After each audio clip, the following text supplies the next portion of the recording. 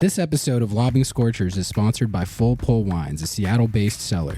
Not only are they a local company, but they've been supporting independent Seattle soccer media since 2011 and are run by Sounders fans. They offer the best boutique wines in the world to members of their mailing list with special focus on their home, the Pacific Northwest. Their model is simple. 1, they email compelling offers. 2, you request bottles that sound appealing. 3, your wine arrives at their Soto warehouse and is ready for pickup or shipping. Their Soto tasting room is also open to the public. If you're interested in joining their mailing list or learning more about them, visit fullpullwines.com. What's going on, everybody? Welcome to episode 59 of Lobbing Scorchers. This is Ari Lillianwall. I got producer Noah here with me. And Noah, we don't just have an L-Pod today.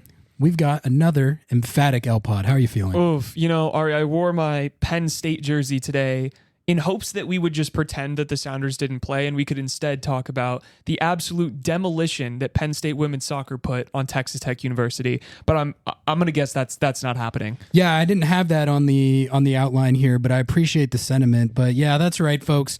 We've got an emphatic L-Pod today as the Seattle Sounders 2024 Leagues Cup campaign has come to a crashing halt at Lumen Field last night, 3-0 at the hands of LAFC again. Shout out to Leagues Cup. And RIP, it was a fun time. I think we're all going to look back on it with fond memories. But unfortunately, the campaign is over. So we're going to, unfortunately, dive into our game review where we're going to break down all the fine points of Seattle's latest tank job against the Black and Gold at Lumen Field, which, came just a couple weeks after their initial tank job against LAFC at Lumen Field. They've stacked two of them back to back in recent weeks. So not really looking forward to digging into all that, but we're going to. We don't shy away from results here at Lobbing Scorchers. We're also going to hit our agenda check as usual and take your questions. And then later on, we're going to react to the rest of the quarterfinals results. The semifinals are set with all 4 MLS clubs. The Final Four is all MLS. Liga MX out of the competition entirely after these semifinals games. They couldn't hang, Ari. Yeah, apparently not. And we're also going to hit a couple transfer items at the end of the show that a couple of other clubs, not the Seattle Sounders famously, they managed to pull off a couple moves that we hadn't talked about yet. So we're going to talk about those. And then that'll do it for episode 59. But first, I wanted to let you all know Lobbing Scorchers is a part of the Sounder at Heart podcast network. If you want to get the best independent Seattle soccer coverage, consider supporting us by going to sounderatheart.com/LS. That's sounderatheart.com/LS. Scroll down to subscribe and support to get 30 days completely free. Every sign up through our link helps support and grow this show. And this week, we're going to read out our supporters' names again because we love and appreciate you all that much. We'd like to thank Kenneth Wade, Joey Pasquinelli, David McCoy, Owen Mason, Dan Pavato, Samuel Fout, Ian Mitchell, Christopher Smith, Norm Bontier, Thomas Martin, Greg Hoker, Chris Maley, Andy Hill, Mike Lentini, Nate Bontier, David Rodriguez, my nephews, CJ and Miles Marinakis, Mark Ottinger, Zach Heckman, David Pope, Brian Morton, Claire Berger, Robert Sink, Tyler Nakatsu, Steve Hewson, and Chaska. Thank you all so much. It's much appreciated. We're up to 27 subscribers there. The next frontier is 30. Help us get to 30 subs. sounderatheart.com/LS. And we appreciate all of you so much who've already done so. And if you're listening to this or watching this and you haven't done so yet, subscribe to the Lobbing Scorchers YouTube. Toss us a sub. Toss us a sub. The road to 400 is over. We smashed it. That was quick. The road from 350 to 400 was at a dizzying pace. Let's keep that pace going. The next frontier is 450. I'm pretty excited about our YouTube growth. Really seems like we've infiltrated a bit of a new audience there. We're getting people, listeners and viewers who are outside of our normal base, which is pretty cool. Not all of them like our takes necessarily, but I appreciate the fact that they're tuning in nonetheless. That's what matters. All right, let's get into this game review, Noah. Let's do it. I mean, these L-Pods are always tough, but I've said it before. I find them to be cathartic in a way to just like get it all out. It's like it's a little bit like therapy, but it is interesting that it feels like dating back, where for most of this season, every time we have an L-Pod, it doesn't feel like there's been that many L's where it's like a hard-fought competitive L and they just barely lose, which like last season I felt like there was a ton of L's like that. Yeah. This season, at least recently, specifically against LAFC, it feels like when they take the L, they really take the L. I mean, the Necaxa as well, that was bammed. That was an emphatic L. So we're going to dig into another emphatic L here, starting with our lineup reaction, which I think is going to be pretty short again this week. It was the exact same lineup, except Stefan Fry was back in goal over Andy T, which I didn't really think all that much of that, other than just that the later you get in the tournament, you put your number one in there. Andy T was playing to get him reps, probably so they could evaluate him a little bit more, see what they got in the guy. He's looked pretty good this season, but now getting deeper into the tournament, put Steph Fry back in there. I don't know, Noah, did you have anything reaction-wise to the lineup? No, I thought the same thing. I was pretty confident in the lineup. Honestly, it had been playing really well together. This was really, I felt like how we might have lined it up. I just think that generally this looks like how Schmetzer is going to line it up going forward as well. And even better than that, it's very clear that Paul Rothrock is legitimately a good player, legitimately a starter, and Brian Schmetzer and the rest of the league genuinely rates him as an MLS starter, which again, gonna say it, you're welcome. You're welcome, folks. Yeah, no, I think that's definitely a takeaway from the last couple games, is that he's kind of entrenched in the first choice 11 right now as it stands with where Seattle's personnel is at. And yeah, like I feel like just based on how good the last two games went with this lineup, there was no real reason to shake anything up. But unfortunately, the game did not pan out very well. Seattle chalked themselves inside the first 20 minutes and conceded twice in the first half hour. So we're going to talk about these LAFC goals because, I mean, all three of these really were just brutal concessions. Yeah, it's just awful. Like, I can live with getting bammed on by a great shot, or if, a guy makes a great play and you tip your cap in those situations. Right. But there's been too much of Seattle shooting themselves in the foot this year. And that was the case really again on all three of these goals, and especially this first one that we're about to talk about. They lost the game right here. Like this cost them the game, I think. Seattle got bammed on by a famously prolific MLS goal scorer. I mean, this guy has been one of the most productive and ruthless number 9s in the league for years now. I mean, anytime LAFC needs a goal, they go to this guy. His name is Ryan Hollingshead. Their FC Dallas legend. Their left back, FC Dallas legend. All right.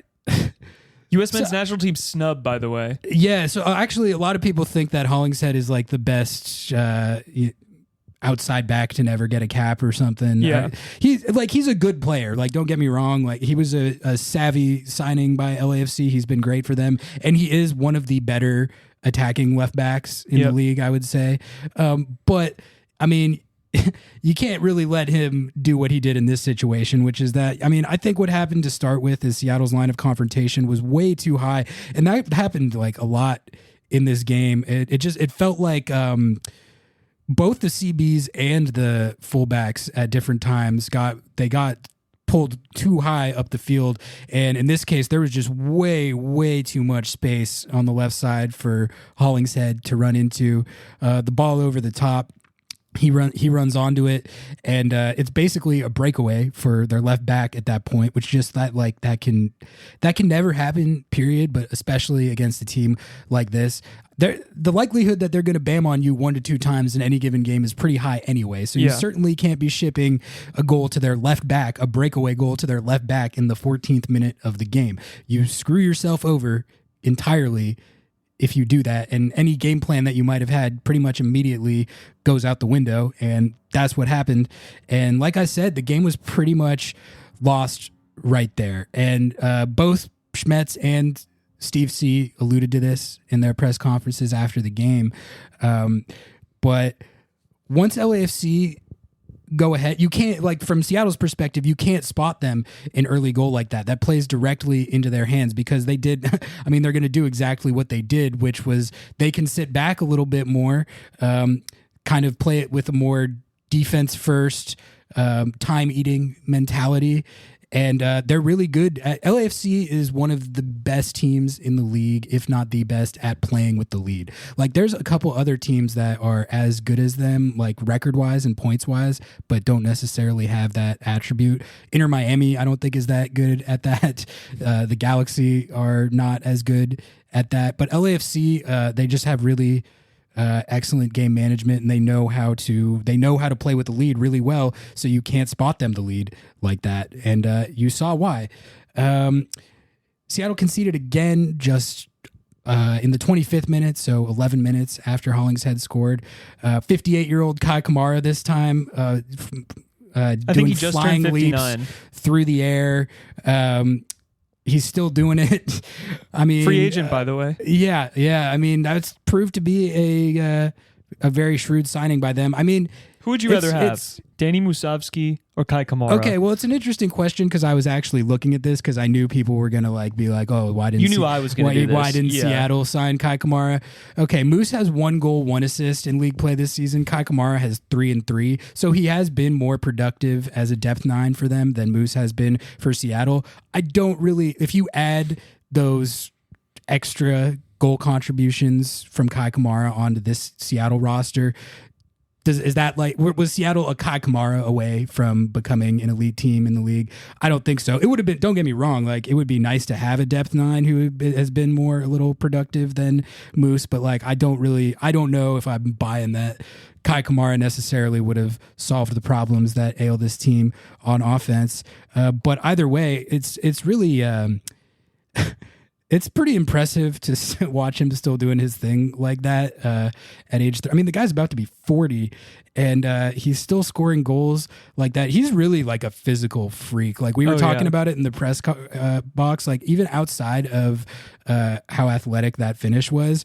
When he goes up to clear a header out of the box, that's a defensive header, he's his vert is just ridiculous, and that it has been his whole career. But the guy is literally pushing 40, and he just he doesn't age, man. He literally looks like he's in his 20s when he's out there. I mean, honestly, that was a pretty insane shot. I don't really know. It wasn't defended well, but I think that is a little bit of a tip your cap situation. But the thing is, the 2-0 was fully deserved because honestly, LAFC should have had a third. They let Bouanga get another a breakaway in the first half that really he hit it off the post, but that easily could have been a goal. And so the fact that Kai Kamara bammed a crazy one is the scoreline at halftime was fully merited. It wasn't they gave up the one to Hollingshead and then Kai got a lucky one and it was against the run of play or anything like that. I think 2-0 was totally fair. And then, I mean, it was already done and dusted at that point. LAFC was in cruise control, but they put in a third for good measure. Denny Bouanga, the evil demon spawned from the gates of hell. I mean, every time Seattle plays LAFC, which they have 8 times this year and are playing again in the Open Cup. But I mean, we've played 8 times. Do we play any other team in the league? Apparently not. But seriously, either way, he did the exact same thing in the first game. He did the exact same thing in the first half of this game, and then this time Hugo Lloris gets a goalkeeper assist. Oh, that was how are you going to let the goalkeeper put a ball over the top on you like that to give their best player a breakaway who's already been torching you on these breakaways every time you play all season? I don't know how your backline gets that far out of position on 2 out of these 3 goals. So really just bad defending, and that was that. LAFC 3-0. I think the most galling thing about this result was just how exactly the same this was as the last time these two teams played. Literally down to the minutes and the periods of the game that the goals were scored.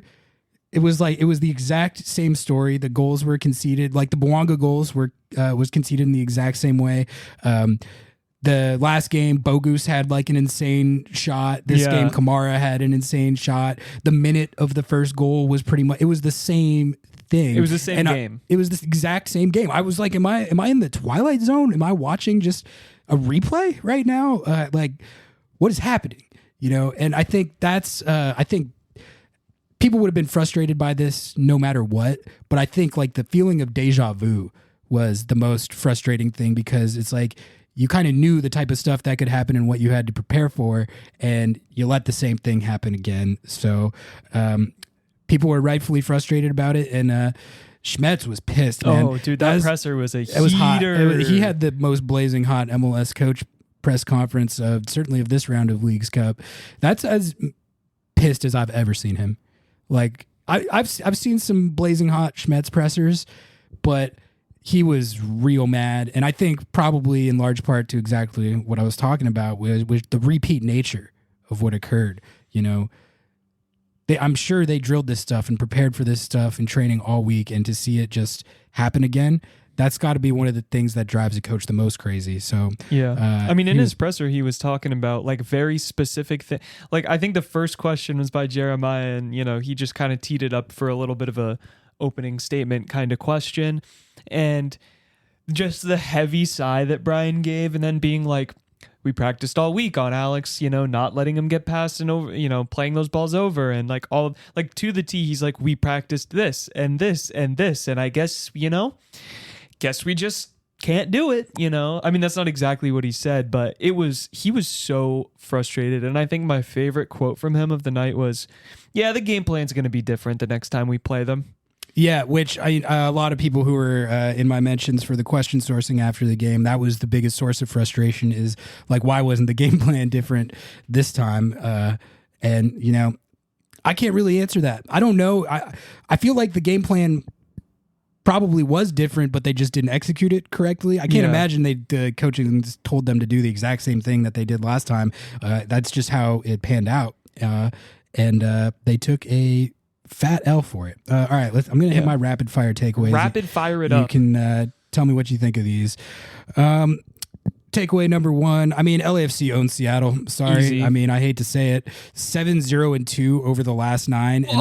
And so that would be bad enough, but then you throw in the fact that these last 2 games have both been in Seattle and pretty like non-competitive. I honestly thought the last game was, I guess, slightly more competitive than this one.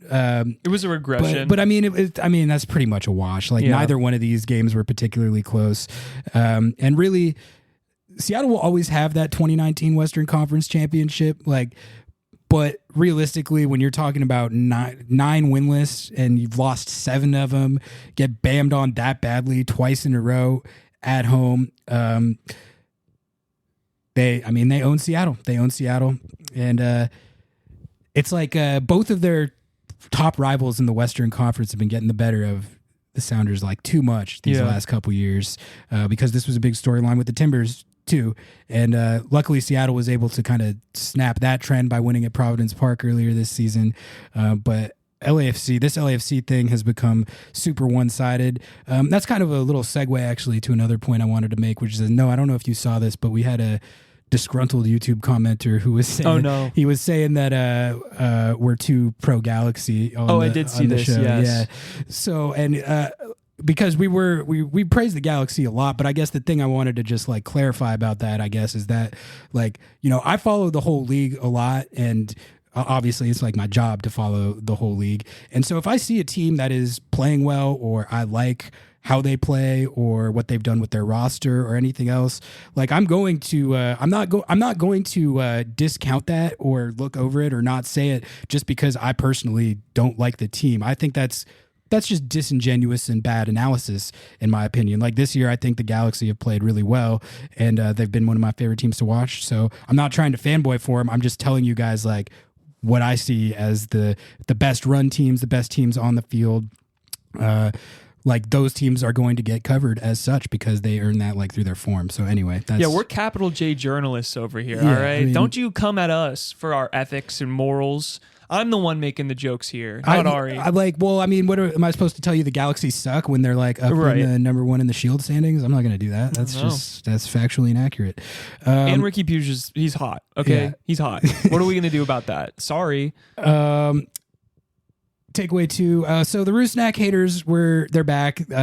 This has become a thing now. So like anytime he plays well and racks up a bunch of goal contributions, it's like radio silence. No one's in my mentions about anything Rusnak related. And then every time the Sounders lose and they don't play well or they get shut out or whatever, then you all come back and are getting on my case. And I know you all, it's like this little group of you. I know you listen to the show. I know because in your replies you'll like reference things that I've said. So I know you guys are listening. Sorry. So this has become a thing. It's unfortunately, and so I don't want to like give it too much oxygen because I feel like this debate is both pointless and also like I declared it over.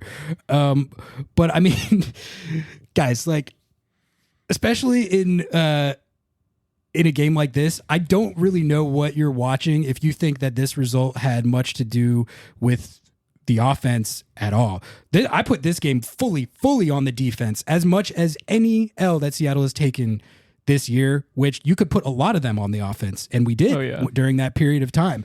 This was on the defense. The defense fully self-destructed, and like going back to the point about Schmetz and Steve C's press conference, like they were talking about how that Hollingshead goal, right? Like that basically that put LAFC in a situation where they could just execute their game plan exactly how they wanted to, and it put Seattle just so far behind the 8 ball. And it's when you're in that situation, it's like it makes running your offense way harder, especially when you're playing against a team like this. So like I don't know what we're talking about with this anymore. Like I've made my stance on the Rusnak debate clear. I think there are things still to be debated, but overall, like I'm not gonna like spend a heck of a lot of time harping on the guy who's been in some of the hottest form in the league for like 6 weeks now and has 18 goal contributions in like 28 games or whatever. I just think it's like pretty pointless. What's the last time that he didn't score or assist? Like I feel like in the last 5 or 10 matches, he's had 8 out of those 10, 9 out of those 10. I saw a couple people saying that he's a set piece merchant that like okay. Well, okay, like that is like part of your job as the number 10, but also not true. Like he's had a lot of assists like from open play this year. So that's literally just like factually incorrect. I saw a lot of people saying that he only stat pads against bad teams. I mean, also inaccurate if you look at the last 2 games. He did it against the Galaxy, who are one of the best teams in the league. And Pumas, you could say whatever you want. Like, they're Liga MX team that's near the top of the table to start their season, and they have some really good players. Like, so, and he did it against them too. And that was a nasty assist. Yeah. Like, let's be so for real right now. Like, that little dink. You do that against anyone you're scoring. It doesn't matter who you are. You get Man U out there. He's able to thread through that pass and Jordan's in the perfect position. That's a goal 10 times out of 10. Like that's, or as the XG merchants would say, that's a 0.98 XG. All right, folks. Yeah. Anyway, I think that's all I wanted to say about the Rusnak thing. I think it's nice that you guys have like a little community of just, angry and disgruntled Rusnak haters. It's like t-shirts. It's a random passion to pick in life, but I respect that you guys have picked it. And like like they it feels like they're literally like waiting for the Sounders to like lose a game, and anytime they lose, they're like, I'm gonna go to Ari's mentions and I'm gonna show him what's up. I'm like, okay, all right, that's fine. It's fine. You're wrong. You're wrong, but it's, you know, I stand by your First Amendment right to be wrong. You're on a heater today. You better. My man Ari's got the Second Amendment right over here. The right to bear scorchers. They're gonna come after me for this, but it's totally fine. I mean, no, there's still valid debates to be had about it, but I just think like to blame this on Rusnak when you had that level of defensive ineptitude. I feel like I'm watching a different sport than people sometimes. I don't know. Like, okay, last takeaway. This was the danger of the Craig Weibs talking points of like the team is super awesome and the season's going great. We're in the quarterfinals of this. We're in the semifinals of this. We're in this playoff positioning.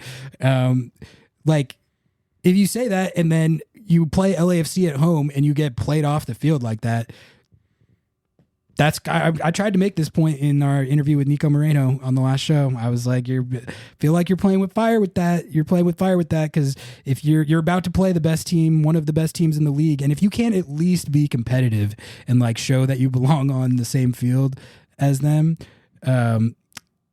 it makes that talking point harder to accept, I guess. Yeah, I mean, it's to say literally you would be cool. I'd be lying if I said that I wasn't happy with where this team is at.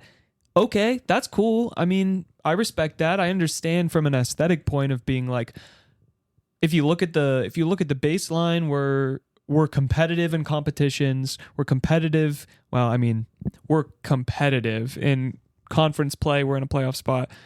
And then when it comes down to it, the one team that you have to beat to get to a championship, whether it's Leagues Cup, Open Cup, I'll tell you what, guess who's going to show up in the Western Conference, at some point in the playoffs? LAFC. Those three competitions, if you can't even get one over on LAFC, what does it matter? What does it matter? I am shocked, honestly, that he pulled that one out because exactly like you said, the results will speak for themselves. And then what do? Do you just eat crow? Like, no, like that was so stupid. That was so dumb. They got to win this Open Cup game. If LAFC rolls into Starfire and they just Olivier Giroud banger at Starfire. Yeah. Oh, God. So that was okay. That's actually another thing I wanted to bring up real quick, which is that, a lot of people were given the talking point of like, like LAFC, they went out and improved their roster, and Seattle didn't. And this game like shows that, which it is true. Like the roster movement between the two sides, LAFC has been stacking. Seattle hasn't been doing anything. Obviously, not disputing that. But like, just look at who bammed on you this game. Just look at who did it. It was Ryan Hollingshead, right? Who is did they get him on a free? He's like a random MLS lifer. That's probably underselling it. He's an MLS lifer, and he's been a very good player in the league. But he's been on their team for like 3 years. This is not like a guy they went out and bolstered their roster with in this last window. Then you have Kai Kamara, who it was a guy they bolstered their roster with like before the season, but he's not like a huge time, like splashy overseas DP in his prime. Is Kai Kamara. He's played for every team in the league. Yeah. He's almost 40 years old. Good addition, but not like this huge, crazy needle moving transfer in the way. And then Denny Bwanga, who's been bamming on you for like the last 3 years. That's not a new. Yeah. So like, I think that point would be supported if Giroud, if it was like a close game and Giroud comes on and he scores the game winner, then like, yeah, like that is more applicable here. But like in this case, I think this was really just about Seattle committing really inexcusable defensive errors that led to them getting bammed on by Ryan Hollingshead and Denny Bwanga again, who really should have had 2 goals in this game of the exact same. It's really 3 times in the last 2 times that these teams have played, he has gotten just like wide open breakaways that 2 of them he finished and then 1 of them he put off the post. But that's like your whole defensive game plan has to be trying to minimize his ability to get those moments and making sure like your backline positioning is disciplined and you're not drifting too far forward for him to make those runs into all that space and get one-on-ones against your goalkeeper. So anyway, kind of a tangent there. But I mean, like, I see where they're coming from though, in a way, because if you look at LAFC and the movement that they've had over the last like 4 windows, they actually did something. If you look at them the last 3 summers, they've actually done something. And I think it's funny because Craig and the Moneyballin' squad, as I'll say, they're going to be like, okay, why would we sign a player when they're not going to bolster the club or be able to contribute immediately? Well, I mean, look at LAFC. I mean, to be fair, Ryan Hollingshead and Kai Kamara were 2 players who could contribute basically immediately. But when, it gives you flexibility to sell players off. It gives you the flexibility to move people around. Like the one guy they sent to Barca, was that Mamadou Fall? Is that who? Yeah. So like he was a defender, right? There you go. Now you have Ryan. I don't know if those are related. I'm not a LAFC roster merchant, but just saying like They're literally doing the money balling part better than the Sounders are doing it, even though that's their entire business model. And it's just like it is. I kind of agree with what these people are saying with like, look at what they did versus what we did. They're doing roster building correctly. They are doing a perfect combination of, we'll splash cash when we need to. I think the Olivier Giroud thing is a little bit of an outlier. I think that's a little bit goofy and silly. We'll see how much he actually contributes. I mean, they did that with Gareth Bale too, so that's like true. A tactic that they have used. Yeah, but then it's like, I feel like the core of their roster has been like Denny Bouanga, who they splashed a little bit for, but I don't think he was like a... He was I can't remember the exact transfer fee, but he was a decently big transfer fee if I remember correctly. Yeah. And then they also hit on Bogus, who's having a crazy year. So, and I guess like that's also a kind of difference between where these two teams are at right now is like, you know, they sign Bogus, who's a young player, and he hits, and he's got 13 goals, 6 assists this year, and looks like, you know, one of the better young players in the league. And then Seattle's in a situation where like their kind of version of that signing is Leo Chu, who has kind of become a bust. So who hasn't played in like what, 4 games? Well, he's coming off injury and he played in this game. Oh, he did. Sorry. I don't know why I've blanked this was the first time I think we'd seen him in a while. And I mean, he has been hurt this year, to be fair, but like if you're just evaluating that signing at this point, like, or at least comparing it to what they did with Bogus, like there's no or Pedro de la Vega. Yeah, exactly. All right, let's hit this agenda check and then we'll get into questions. First one I've got is the one that we've been talking about the last couple weeks, the Bradley Wright Phillips Sounders are fraudulent and only beat bad teams agenda. That's strengthened. This was a chance to prove a point for Seattle that this agenda was fake. And they could have even undermined this a little bit if the result didn't go their way, but they had been competitive and kept it a close game and kind of showed that they could play this team straight up. Like they could have even undermined this agenda by doing that. But to get boat raced off the field like that, it's a setback for sure in terms of disproving this agenda, which really, the Galaxy are basically at the same spot on the West table that LAFC are this year, and Seattle destroyed them. So they could have built off that and disproved this agenda more with a better showing in this game and by taking a result in this game. But unfortunately, by getting boat raced as they did, they have strengthened the BWP agenda, which is unfortunate to say the least. Yeah, I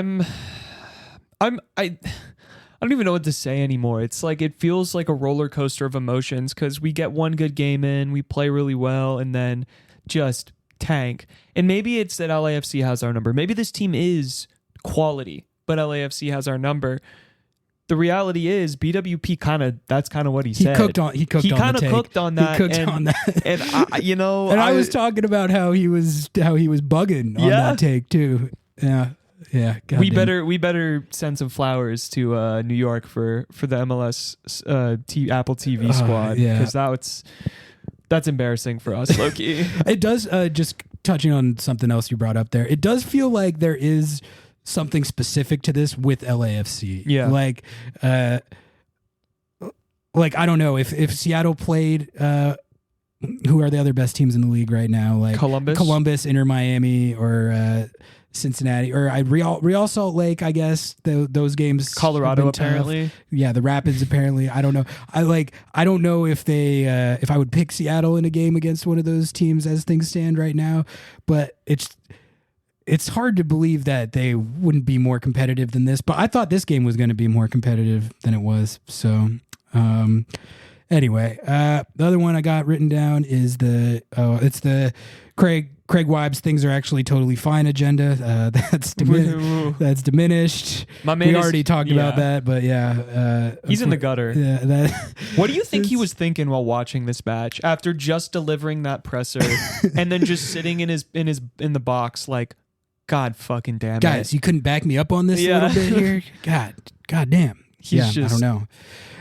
He was nervous clicking the pen. It wasn't Schmetzer. It was him. He was just nervous clicking his pen.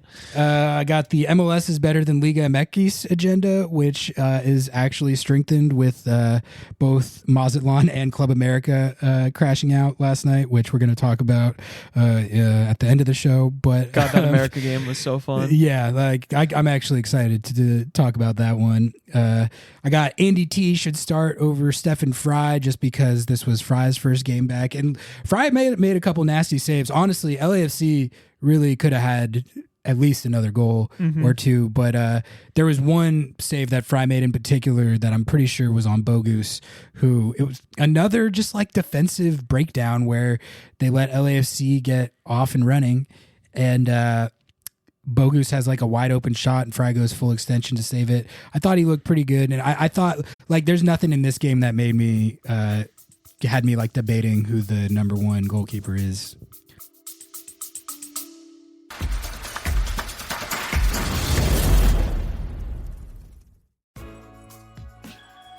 Thank you for listening to the Sounder at Heart Podcast Network, which now includes No Sarietes, Lobbing Scorchers, and the Cooler Guild.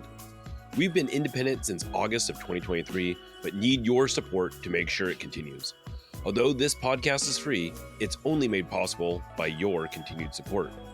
Memberships start as low as $25 a year, which not only helps make podcasts like this one happen, but also gets you access to everything we produce. If you're able to support us at higher levels, starting at $75 a year, you gain access to a host of other perks, most notably entry into our members-only Discord, where the smartest, funniest, and most engaged commenters share their thoughts and ideas. To find out more, just visit sounderatheart.com and click the subscribe button in the top right corner. Thanks for listening.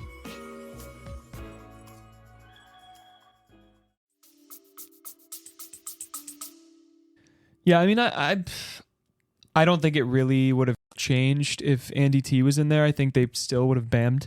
Like, I don't really think whoever you put in goal, it doesn't matter. When you're one-on-one with the goalkeeper, it's like, what are you going to do? You know, in the way Fry when you're defends, one-on-one with Ryan Hollingshead, yeah, no, dude, no goalkeeper has a chance against him. He's lethal, dude. Have you seen him just absolutely rip a strike? Like, I do have one that I did want to add on here. I actually did. I did too. So you'll go and then I'll go. Okay. Here we go. Are you ready for this? Yeah.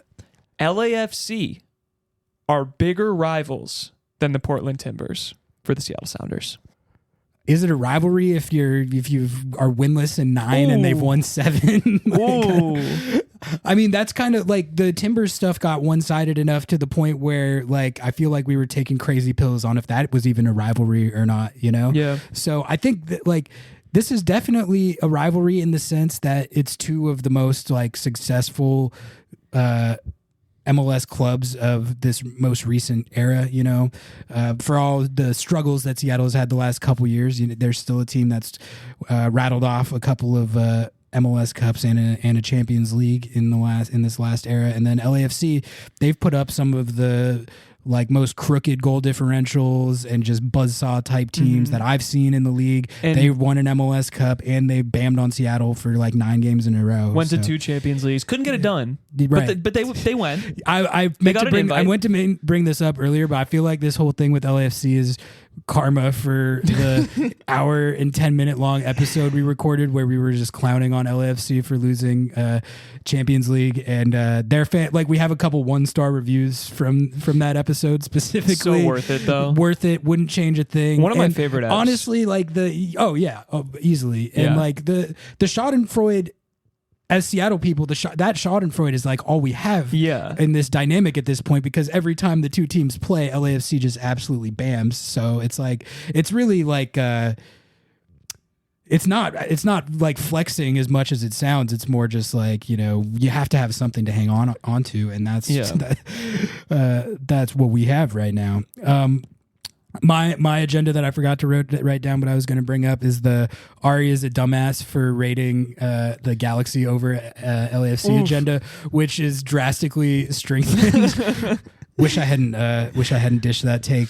It's ever since I got into podcasting, like I've had to come to terms with the fact that like a lot of it is just firing from the hip, and sometimes the take is going to cook, sometimes it's going to backfire, and I'd like to think that I've had more hits than misses, but that was a bad take. We all listen. This is a bad take. This is constant L posting. Like being a podcaster is just constant L posting. But I will say, I feel like out of all of the podcasts that I've seen, we take responsibility when we are wrong. Like I'll always put my hand up when I'm wrong. We'll take it, except for Albert Rusnak. You guys will never ever win. Yeah, and that argument. There's nothing to put my hand up on that one because I'm right. But anyway, that's all I had for Agenda Check. Let's get into these questions. Noah, what do we got? Absolutely. Thank you all for your questions. Lobbed them and Ari's mentions on Twitter. It was a little sketchy in there this past game. It was, remember how good the vibes were after the Pumas game? Yeah. This was like the polar opposite, which I would expect,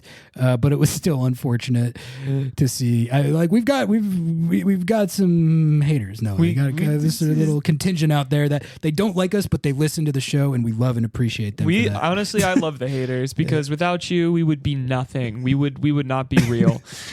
This one comes from 1,000,000,002. With Portland coming up in just 3 days later, do we throw the Open Cup game by playing our B team and focus on a rivalry match, or do we actually throw everything we've got at LAFC again, lose, and play Portland on short rest? I know it's the second one, but why isn't it the first one? No, because LAFC is a bigger rival, Ari. You don't throw the Open Cup because that is realistically probably your shot at getting a trophy this year. And if they won the Open Cup, that would honestly be sick. And they have a chance to do it. Like, I know no one is going to be picking them or expecting them to beat LAFC in that game, but I will say the Starfire variable has turned games in the past that maybe should be favored to the other team and turned them into toss-ups. Like, it's really, the dimensions are tough, the surface is tough. The environment is very different than like your standard MLS game. So I could see, I thought Seattle was going to be more competitive against LAFC in this game, and I was wrong. But like what I'm saying is I could see this game being more there for the taking, just like purely based on that, like with nothing to do with the quality differential. On top of that, like with how LAFC's schedule is with them advancing in Leagues Cup, they're probably okay. LAFC, apparently they just don't rotate. No. Like when they were in Champions League, they literally put Bouanga and... He played like 400 games in like 10 days. Apparently Bouanga, you can just play him 90 minutes every single game on short rest, on any surface, any travel, and it just doesn't affect him at all. Yeah, he's God. And he does the same thing in every game. He's an evil demon spawned from the gates of hell. So like the physical demands of playing professional soccer that afflict most people don't have any impact on him. But like you got to think that like, okay, I guarantee you Bouanga will be out there. I guarantee you Bogus will be out there, but they might you might see Ilie rotate out. You might see a CB like Murillo or Aaron Long rotate out. Maybe Hugo. I bet Hugo Lloris. No, Aaron Long will play that game because he has the most Starfire experience because he was an S2 legend and played a shitload of games on that field. That is actually a good point. Yep. So, but maybe Murillo rotates out. Maybe Hollingshead. I don't know how they're gonna. But it just pisses me off because I know they're gonna play Bouanga and Bogus and. Like it's just I'm so especially Bouanga, so tired of it. But anyway, don't punt the Open Cup is what I'm saying. Like you don't need to punt the Portland game either necessarily. I'm sure there's like ways you can wrangle it where you field like a reasonably strong lineup for both of these games. But like I would kind of go for broke in the Open Cup, and especially like. I think it would be a big psychological boost for this team to get by LAFC if they can pull it off. Like this stuff, it's like the Timbers thing, man. This needs to end. Like you need to get them for 7 out of 9, where like 9 winless, and they've won 7 of them, including like 6-0 combined over the last 2 on your home field. Jeez, like that's got to end. Yeah, I don't really give a shit about this Portland game if I'm being honest. Like. If we win it, that rocks. If we don't, I don't care as long as we continue to stack points and make the playoffs. Like what? Why? In what world would you want to punt the Open Cup? Like that's just silly. You're this close. You're this close, and on top of that, you're this close. If you win and you win the whole thing, you break the record or you tie the record for the most cups, and that's like like you were saying, there is no shot. There is no shot that they win any other trophy other than no, that's it. I'd honestly, I couldn't even imagine this team going on an MLS Cup run. Yeah, definitely not winning the Shield. The playoffs, like going into the 2016 playoffs, I did say the exact same thing, and they won. So the playoffs you can randomly get hot and go unless on a run, LAFC gets eliminated somehow, and then we don't have to play them. Maybe. Yeah, it's pretty hard to see a scenario where Seattle beats LAFC in the playoffs this year, especially because that would involve them traveling for it. Yep. But again, in 2019, I remember I went to that game in LA, and I remember on my flight there, I was like, why am I, they're going to lose. This LAFC team had a plus 50 goal differential and had Carlos Vela hit 51 goal contributions in I didn't think they were going to win, and they won that. So you never know, but yeah. All right, anyway, what's next? All right, this next one comes from Bobbert Scare Burner. As an LAFC fan, the 3-year winless streak against us is overstated in my opinion. But over the last year, Seattle repeatedly shrunk from the moment against us specifically. How do you break out of this funk? Can you break out fast enough for the USOC semifinal to make it a competitive match? Well, first of all, thanks for tuning in, even though you're an LAFC fan. We love our LAFC fans. We appreciate that because there's a contingent of LAFC fans that are not necessarily what I would describe as fans of this show. So you're welcome here. Thanks. We will bully you, but you are welcome here. I mean, your team bullies our team, so yeah, exactly. Fair play. But exactly. Yeah, I guess we were kind of talking about it earlier, but I really don't know how to diagnose it because I think one thing the Seattle team has been good at, especially in the Schmetzer years, is that when they're playing a team that has a talent advantage on them, which is, Seattle has been one of the more talented teams, from the MLS Cup runs to the Champions League run. They usually would have a talent advantage in a lot of their MLS games, but there were times where, when they were playing in LAFC I don't know if they played the Philly Union when they were having those crazy years where they were buzzsawing everybody, but Seattle is usually pretty good at playing to their level of competition, I think. And that's just not been the case at all against LAFC. So I really, I wish I could explain that. I don't really know. But as far as breaking out of that funk, I guess my hope for what's going to happen is that they'll be able to put on a better, more competitive showing in this Open Cup game, use the Starfire variable to their advantage. And if they can pull a result in that game, I think it could do a lot psychologically of getting past this whole LAFC ownership thing. And I do think I could see a scenario where that game is competitive just because I don't think I've seen LAFC play at Starfire. A lot of teams come into Starfire and struggle. It's a weird place to play. So the field is really short and weird. Yeah. It's the turf is awful, and you have players who let's say they do sign Georgie. You got Georgie who that's where he plays, bro. That's where he cooks. That would rock. Yeah.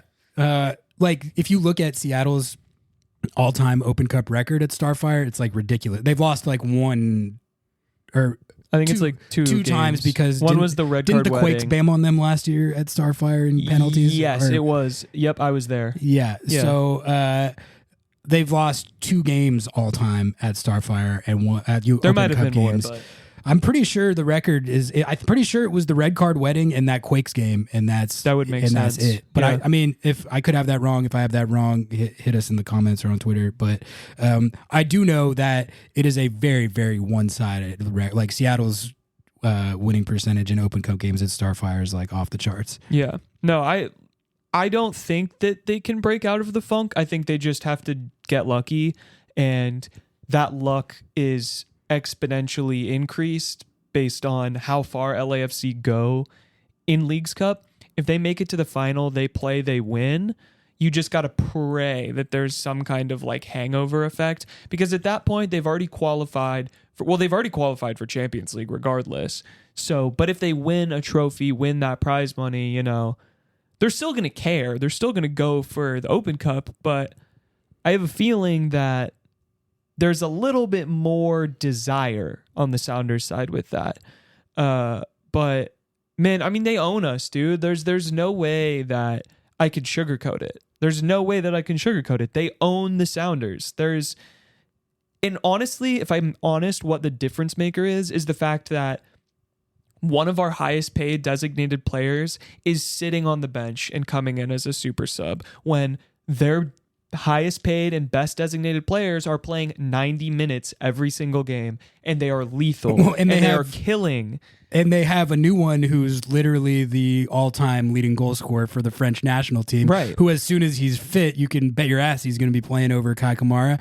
And I really see very little scenario where he's not bamming in goal after goal for them, man. I'm like, God, the guy who didn't like the Galaxy gassing is not going to like this. No, but, I mean, I'm just trying to like prepare you guys, I guess. Like, you know, we'll stop the gassing. If you don't like the gassing, go back and listen to it's like episode 3. Yeah, it's like episode 3. I remember it was in the basement. We recorded it. Yep. We had both watched the final together, and then we were like in goblin mode, crawling down to the basement, like, let's put out some LAFC hate.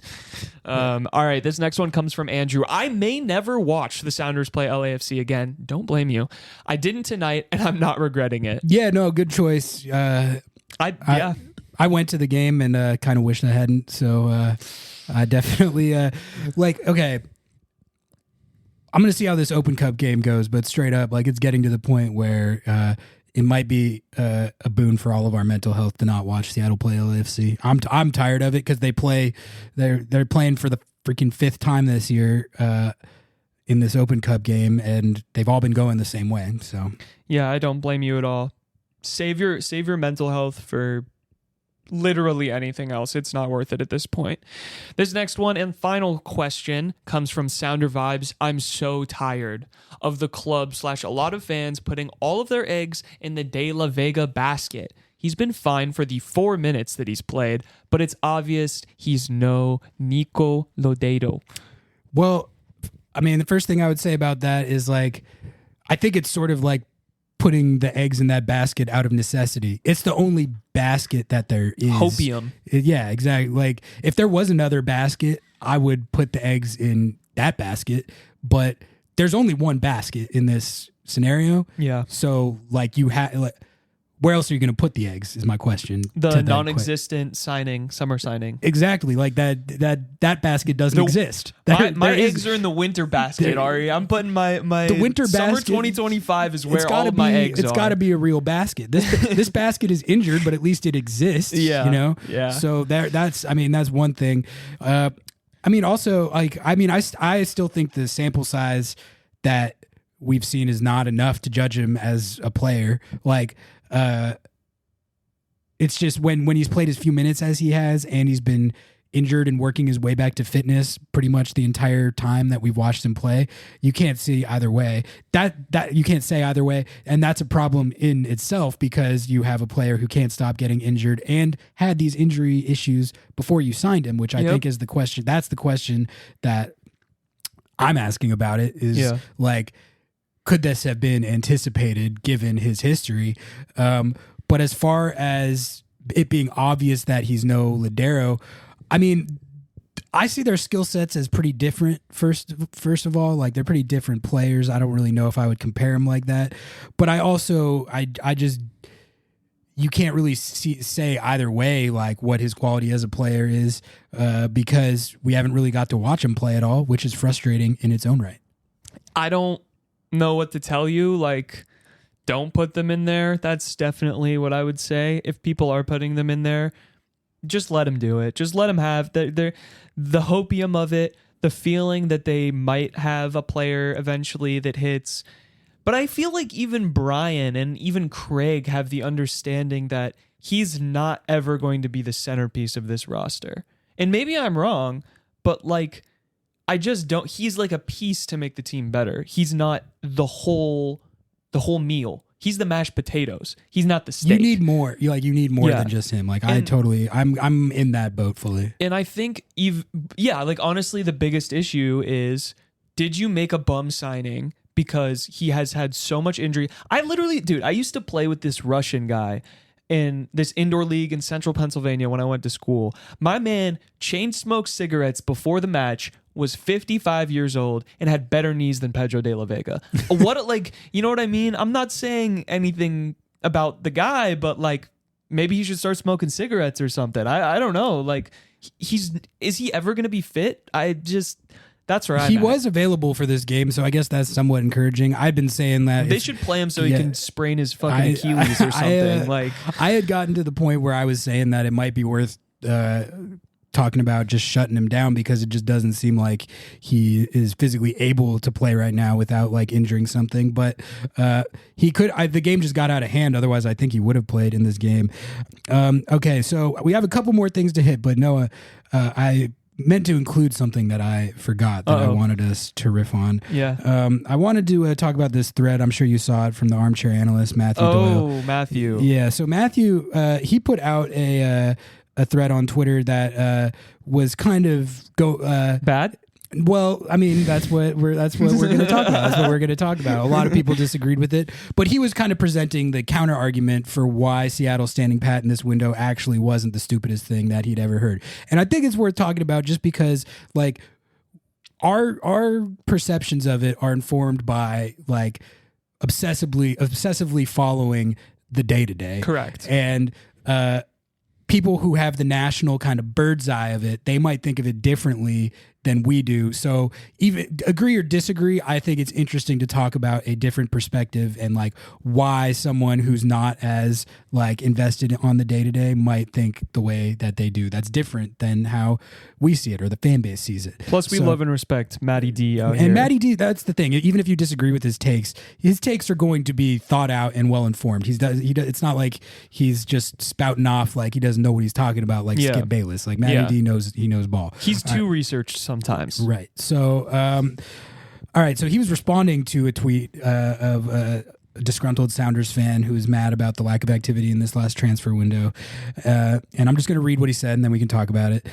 Doyle said, "I understand Sounders fans wanted a signing, but y'all are in the quarters of the Leagues Cup and the semis of the Open Cup, and by standing pat now, you get 1, more minutes for high upside homegrowns, and 2, more flexibility in the winter. Sometimes doing nothing is the right move.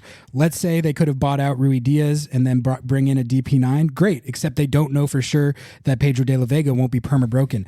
So then they're in trouble, since they'll need to find a way to get either out of that contract or recruit over him.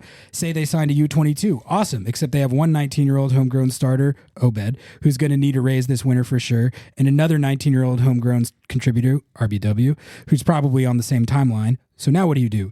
So for my Seattle grade, it comes down to the fact that this has looked like an improved version of last year's team, despite the fact that we haven't really gotten to see De La Vega fully fit yet. And the best thing they could have done this window is have some patience with it.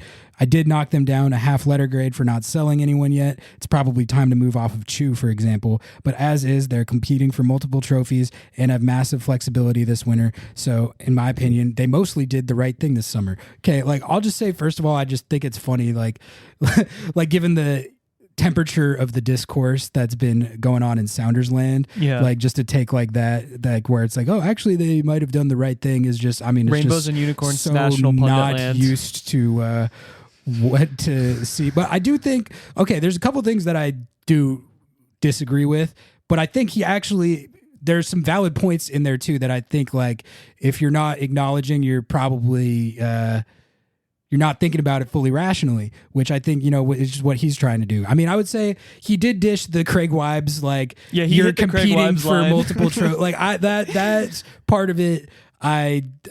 I mean, we've talked about it. I don't really necessarily to subscribe to that as a rationale for not doing anything because, because of exactly what we saw yesterday. Right. Yeah, you made it kind of far into Leagues Cup, but then you got thermoblasted out of there by LAFC immediately as soon as you had to play like one of the best teams still in the tournament. So that part of it, like, I'm not with that as much. But I think the point about the high upside homegrowns is an interesting one in the sense, like, both what he was talking about in terms of Like, you're going to need to probably spend some money if you want to keep RBW and Obed around. But, you know, also like, if you bring in you can bring in a U22, but then it's like, if Obed and RBW are still on the roster, there's no guarantee that whoever you sign is going to be as good as them. And then it's like, then there's not as much of a role for that player necessarily. So I'm not saying that necessarily should fully inform the decision, but it is something to think about. And then I thought his point about there's been a lot of talk about how not buying out Rui Diaz was, really stupid and unacceptable, and that they should have done that. And I think he brings up at least an interesting point that with the De La Vega situation being what it is, and his kind of future and what you're going to get out of him being uncertain right now, like if you do that and then you still have De La Vega on the books and stuff, then then you're in a tough situation that could send you even further back. Like, that's something that you do need to at least consider.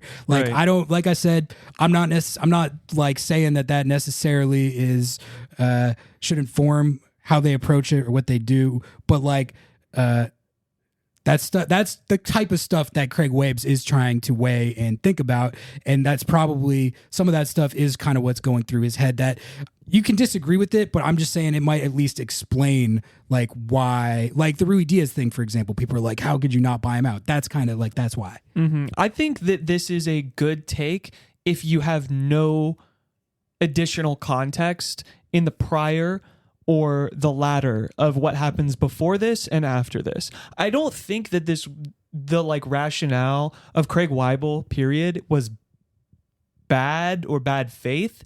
I don't think that the situation he was in was good, so I can give him that.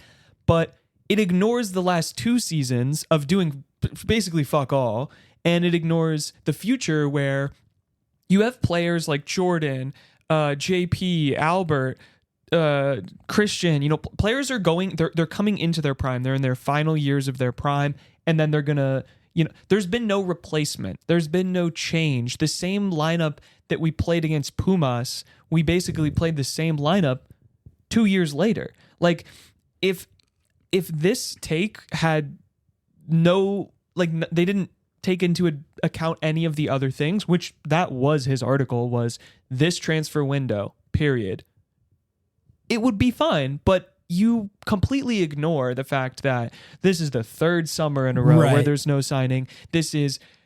You are at a position where you haven't been able to move on from Chu, and he just doesn't play. He's sopping up money.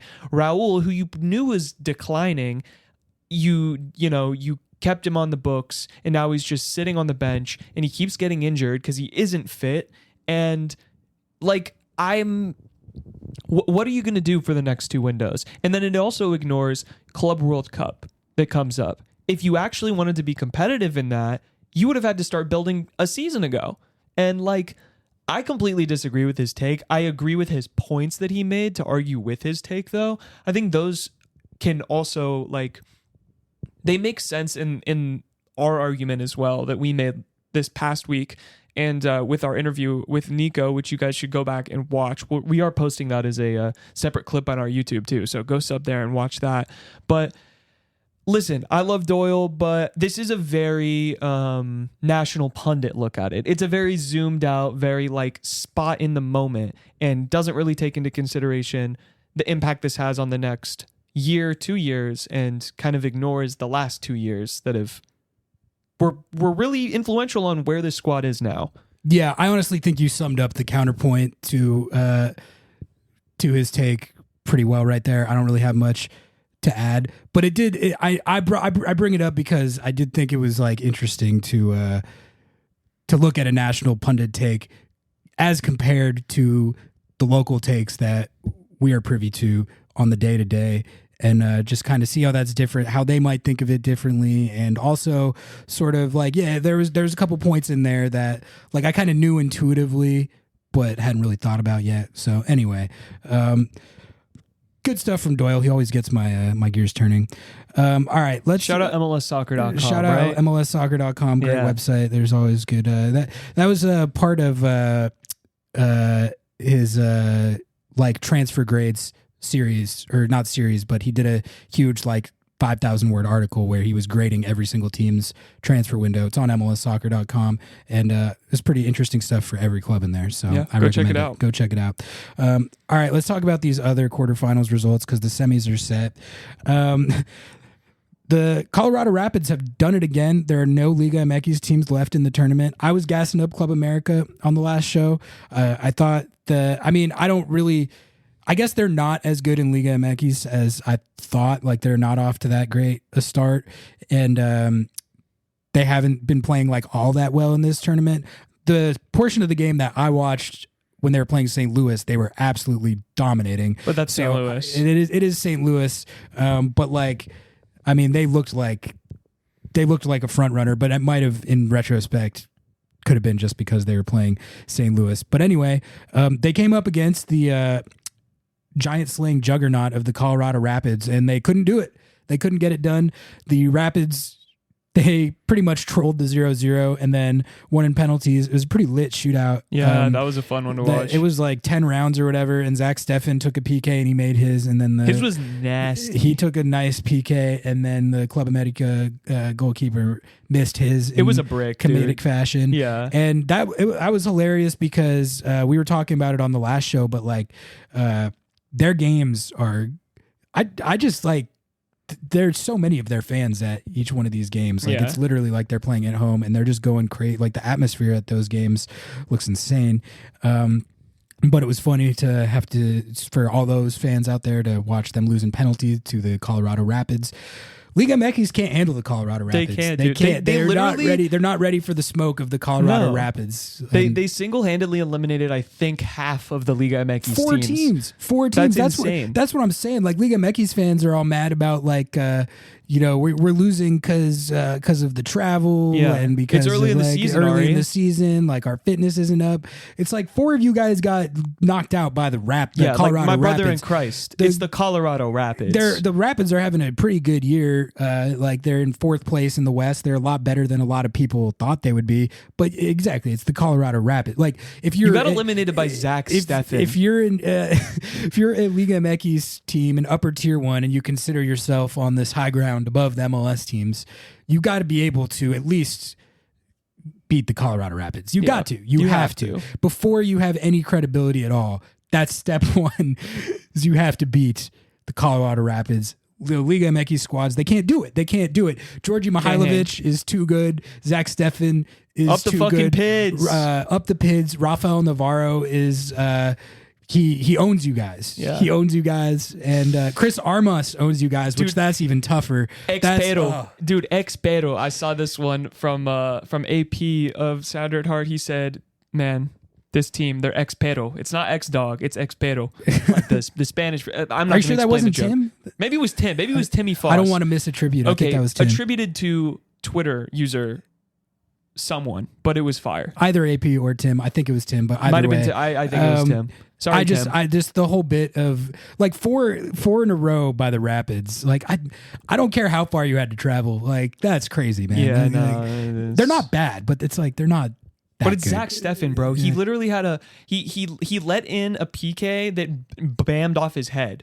And like, what are you gonna do? That shootout was so. You guys should go and watch that shootout. It was a good shootout. Yeah. Like the America goalkeeper makes this like insane leg save, like kicks his leg up, ball bams off his knee, like, and he just mean mugs him. He's just like, and then Zach Steffen, like 1 or 2 penalty kicks later, like tips the ball, goes off the post, hits him on the back of the head, and then goes into the goal. And then he steps up, buries his PK, and the goalkeeper who made the America goalkeeper, he literally just passes it out of bounds. I don't even know what he was doing. Oh, it was so good. That was hilarious. That was a really good PK that their goalkeeper took. Yeah. The Crew barely got by NYCFC. They had to do it in penalties, and it was 1-1, and they had to come back again to do it. But it was not a very Crew-like performance. But honestly, like, I watched most of that game. I give credit to NYCFC.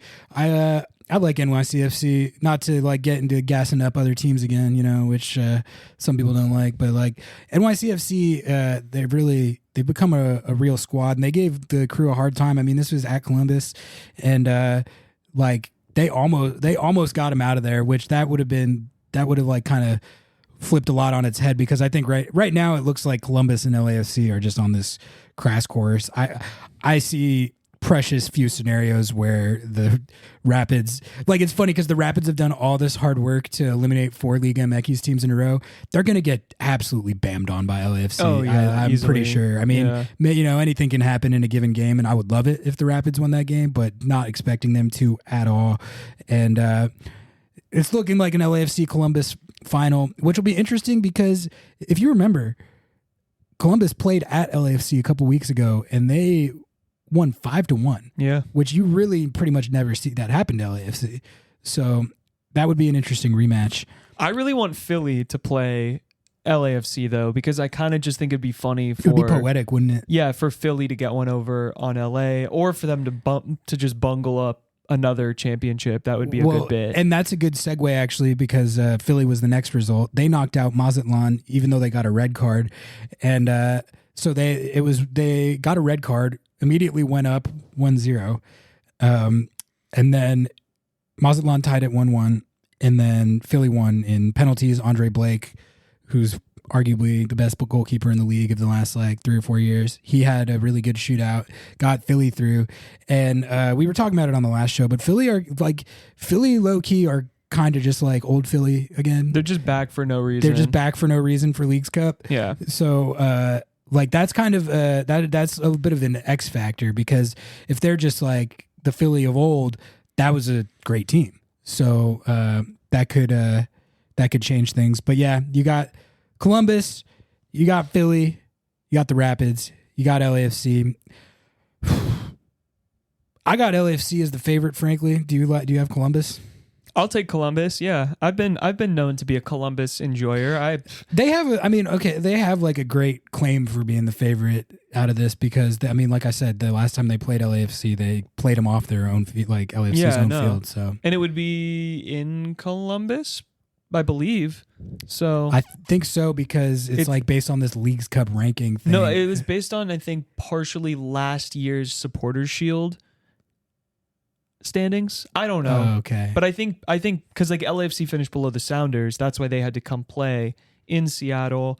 I don't know. Who cares? No, I thought that was they had this ranking system for this shit sounds like XG, bro. Your Leagues Cup ranking is a separate thing. I don't know. So I don't know who would host that, but either way, Columbus have already shown that they can bam on LAFC at LA. So I think it would be a good game. All right, couple of transfer items for you guys, just to get you even more upset about Seattle's lack of activity. But I think that these are both pretty big stories. I mean, number one is that the Galaxy signed Marco Reus, who, he's one of the most decorated Bundesliga players of this recent generation. I mean, longtime superstar for Borussia Dortmund. I was reading up on him. I was on his Zoom call, actually, his introductory press conference. So I was reading up more about him to learn what to put in the article. Even though, anyone who's followed the Bundesliga, even tangentially, at least knows who he is. Yeah. He's that profile of player. But he's either the only or one of the only players to ever have 150 plus goals and over 100 assists in the Bundesliga. He's crazy talented. He's had some injury issues throughout his career. But when he's on the field for Dortmund, he's a great player. And it's really just the rich getting richer a little bit. We've talked ad nauseum about the level that the Galaxy are playing at on offense this year, to the point where this is a depth piece. Yeah, you have Marco Reus as a depth piece. Marco Reus coming in as a depth piece. Yes, that's insane. Think about the rotation they can do now. Oh God, I'm gassing up the Galaxy Here again. We go. But it's okay. I'm sorry. They signed Marco Reus, so I have to talk about the implications of that. All right. Think about how they can. They start the triple Ps. Joey Paints, Puig and Peck, and then they can literally just sub Puig out and at whatever point in the game, and then just plug Marco Reus in there. That's nasty. That's just it's not cheating, because that's just good roster build. But I literally remember as a child in like middle school, high school, waking up at 5, 6 in the morning just so I could watch Borussia Dortmund, watch Marco Reus play. Like, this is a formative player of my childhood. This is like, to me, I remember when Zlatan came to the league, right? It was like, he's a character. He's a character. And at that time, I think when you made a big signing like that, it was a way bigger deal than it is now, because arguably the biggest player in the entire world is here. So it's like a little bit different. But in the last version of MLS, this signing would have been like headline news across the league. He would have had his own tab on MLSsoccer.com, like everything. This is huge. This is crazy. And I even saw that Dortmund took out a full page ad in the LA Times and he's was like a, treat him right. He's an absolute like club legend for them, like without a doubt. Yeah. So I'll be interested to see. I mean, he's 35 now, but I mean, at his press conference, he was saying like, you know, I feel good. Like, I'm ready to help this team during the stretch run. Like, Kai Kamara's 40, man. Yeah. And he's nowhere near Royce's stature or quality, you know? Yeah. So, I mean, it's just it's just tough coming off all this talk about how Seattle didn't do anything, and then it's like the Galaxy, whose roster is already better, sign Marco Reus. Okay. Then the other one I had was Real Salt Lake, another club who's just, I feel like the Crew and RSL have just been cooking lately. Oh, yeah. Like every time I look up, they've made some new signing or some move. Outbound, inbound. Yeah, they're like improving even though they're already really good type stuff. They transferred Andres Gomez, their U22 initiative signing, to the French top flight Ligue 1. It's Ligue 1. Ligue 1. Come on, Ari. Yeah, sorry. Have some respect for the Quebecians. Anyway, reported $11 million fee that could reach $13 million for add-ons. So RSL got a bag for him. And he had been like, this was a breakout year for that, for Andres Gomez. He was at 13-9. So like in the short term, that's a pretty big loss for them, but like that is a huge bag, and like they're loaded enough where I think they can withstand it, and now they have like a ton of money to work with. Yeah. So like great business from RSL. I feel like Kurt Schmid is underratedly like showing this year and really in the last couple years with what he's done with that team, that he's one of the best execs in the league. He took that team from a joke, like literally uncompetitive, uninteresting, to, I think we rated them earlier in the season as the best club in the Western Conference, or one of the best. And I feel like they haven't been talked about as much since LAFC's resurgence and the Galaxy's resurgence back to the top of the table. But yeah, they're in third right now in the Western Conference, and they look just as dangerous as LAFC. LA Galaxy. They not have LAFC. They have a better goal differential than the Galaxy. They've scored more goals than the Galaxy. So like they definitely, the hierarchy right now in the West is very clear. Like you've got the LA teams and RSL as your top three, and really like they feel like 1, A, B, and C to me. Like I would put LAFC at 1A and then the Galaxy at, well, and then I would say it's kind of a wash for me between the Galaxy and RSL. That's kind of how I see it. And then there's kind of that second tier, which is kind of led by the Colorado Rapids, and then you got Seattle in there, but it's definitely like there's a clear gap. RSL is in that upper tier. Got anything else, Noah, or should we call it? No, I think that's 59? it. We cooked on that one. All right. Well, yeah, we did.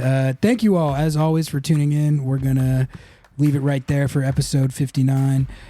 Thank you, as always, to our paid subs. We love you guys. Lobbing Scorchers, sounderatheart.com/LS. Sounderatheart.com/LS. Help us on the drive to 30 subs. We just want 30. I know. That's all I want is 30 subs at sounderatheart.com/LS. I know there are 3 of you out there, 3 of you listening that can help us get to that goal. Sub to the YouTube, help us on the drive to 450, which should be alive and well. Appreciate everyone who's tuning in and supporting us on there. Like, comment, rate, subscribe, 5 stars. Tell everyone you know about the show. Share with LA Galaxy. Yeah. The entire team. Yeah. Share with Joey Paints. Until next time, we out. Peace.